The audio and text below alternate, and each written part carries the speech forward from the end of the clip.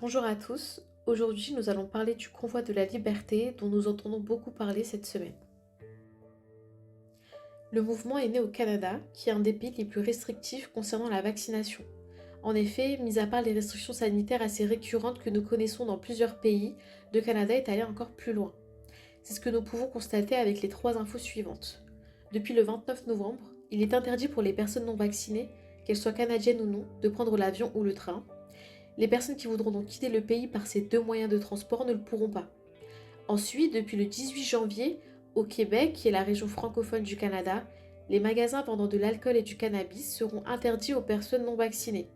Le ministre de la Santé de cette province, Christian Dubé, dira: si les non vaccinés sont mécontents, il y a une solution très simple, allez chercher votre première dose, c'est gratuit et facile. Cela aura au moins le mérite d'être clair. Mais cette province ne s'arrêtera pas là et déclare travailler à l'élaboration d'une taxe qui sera imposée aux personnes qui refusent le vaccin. Le Canada est clairement hostile à cette partie de la population.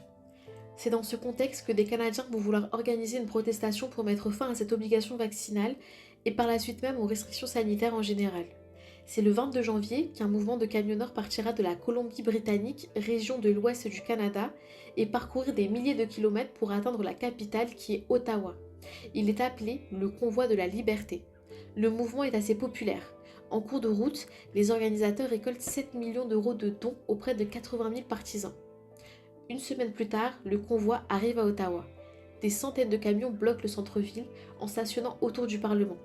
Ils protestent, klaxonnent et se font entendre. L'objectif est de rester jusqu'à ce que les restrictions soient levées.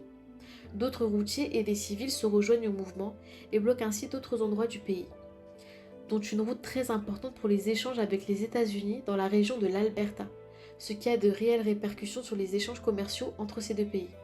Le 29 janvier, le Premier ministre canadien Justin Trudeau sera escorté hors de la ville pour des raisons de sécurité. Sa famille et lui seront emmenés au Québec. Il y prendra alors la parole pour minimiser les protestations, malgré le fait qu'il ait dû quitter la capitale à cause d'elles. Le 5 février, les manifestations s'accentuent. C'est au tour des agriculteurs de rejoindre le mouvement à Ottawa et les protestations grossissent à travers tout le pays. Le peuple compte bien se faire entendre. Une semaine après que la ville d'Ottawa soit totalement paralysée, le maire déclare l'état d'urgence car la situation lui semble hors de contrôle. La police va entrer en jeu en arrêtant certains protestataires et empêcher les sympathisants de se joindre au mouvement ou d'aider les routiers à se ravitailler. Malgré ça, le convoi de la liberté n'est pas découragé et le mouvement continue.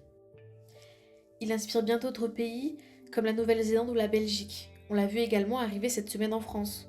Il commence dans le sud avec un cortège de 250 véhicules au départ d'Avignon pour arriver ce week-end dans la capitale. Le préfet de police a d'ailleurs interdit ce rassemblement à Paris. Mais cela ne semble pas décourager le mouvement. Nous verrons d'ici peu si le mouvement français aura un impact et s'il durera dans le temps.